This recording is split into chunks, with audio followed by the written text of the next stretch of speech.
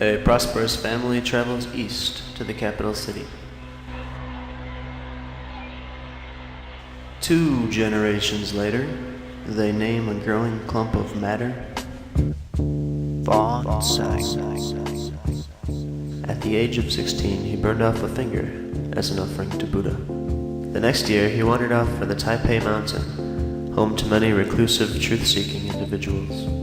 While looking for a teacher, Fatsang spent several years studying Buddhist texts with others. But when his parents became ill, he returned home. Upon his return, Fatsang met Chi Yan, the second patriarch of the Huayan school of Buddhism. The two got along like peas and carrots, and before Chi Yan died in the year 668, he named Fatsang as his successor, aka the third patriarch of the Huayan school. Meanwhile, Empress Wu Chao lost her mother, and converted her mother's residence into the Taiyuan temple. Fatsang was chosen to be abbot of the new monastery. Empress Wu became perhaps the strongest supporter of Buddhism in the Tang dynasty, and under her wing Fatsang rose to mythical proportions, summoning victories in battles, rains amidst droughts, and beams of light from his mouth when he spoke. He remained a patron to imperial rulers for 41 years until his death in the year 712. He spent this period translating and commenting on religious texts and composing original treatises. It's an honor for me to introduce to you, back from the dead, Fatsang.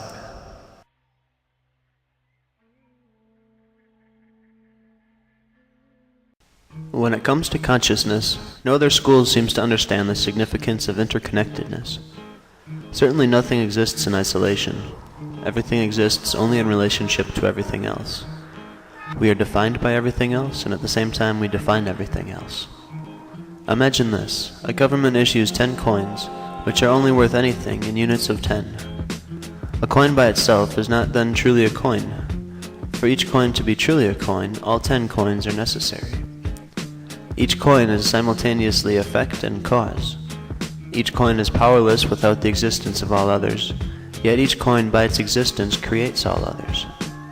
As you can see, this can get quite complex.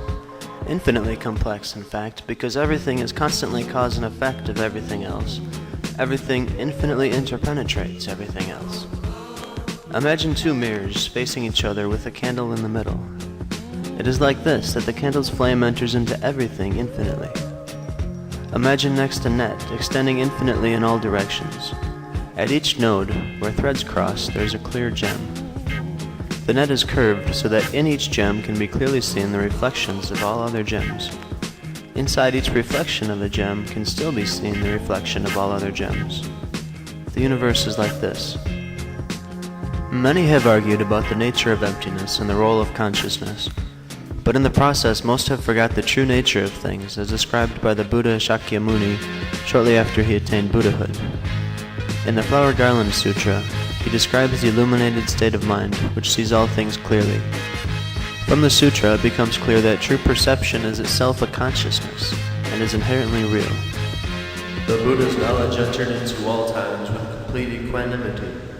His body filled all worlds, his voice universally accorded with all the lands in the 10 directions.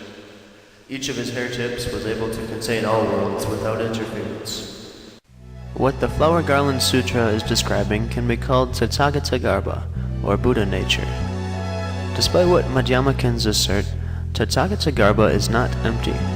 In fact, all things are without self-nature except the Tathagata-garbha, which is ever present and pure. Upon a realization of emptiness, all mind-made distinctions crumble, and what is left is the Tathagata-garbha. The phenomenal world is the transformation of the Tathagata-garbha under the influence of ignorance. Think of an ocean with a strong wind making waves on the surface.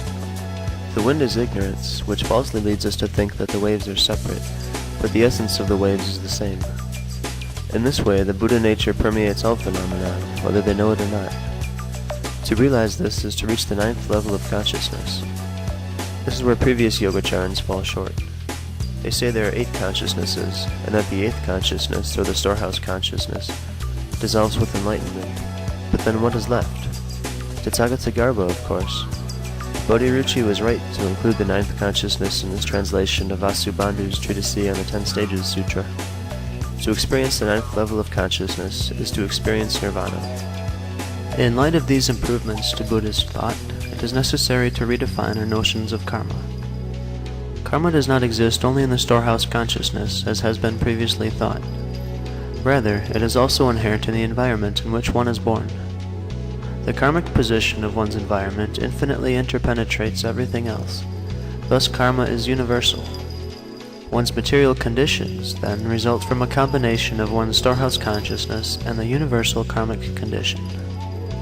With respect to the true nature of the universe and the role of consciousness within it, I think you will agree that the Huayan school points to a bold and beautiful, yet logically sound system that most accurately captures the essence of the enlightened state.